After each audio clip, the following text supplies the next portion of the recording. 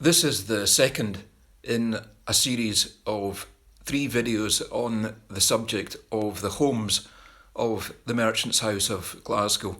In the first video we looked at the first 2 homes, which happened to be on the same site in the Briggate, the second one being sold in 1817. Now, by the late 1830s, it was felt necessary for the Merchants House to have a home of its own again. The Merchants had met well enough as guest of the City Council, first of all in the toll booth and latterly in the new city chambers in the Salt Market, but Glasgow Corporation, as it had wanted to be known, decided to build new premises and also a new Sheriff Courthouse on a site bounded by Hutchison Street, Wilson Street, Brunswick Street and Ingram Street. The new Merchants Hall was built between the courthouse and the city chambers, and it was to be our home from 1843 until 1870. Within its new home, the house assembled the relics of the past which had been in store for a quarter of a century.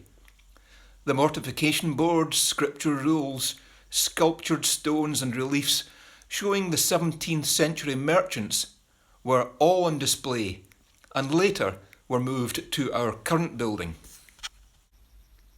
Early Victorian Glasgow had too few public meeting spaces, but I still find it amazing that apparently some of the directors of the day were unhappy that the hall was being used for balls and other forms of entertainment, as well as more serious issues such as company meetings. Today, we would be delighted to take the rental income. By 1867, the courthouse commissioners, who were the house's neighbours, decided that they wanted more accommodation, and 3 years later arbitrators decided that the commissioners should pay to the house just over £176,500 for the hall.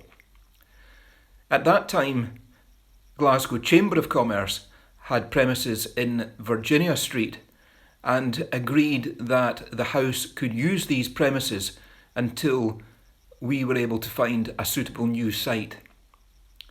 In 1873, a suitable site was found, and more on this in the third and final episode.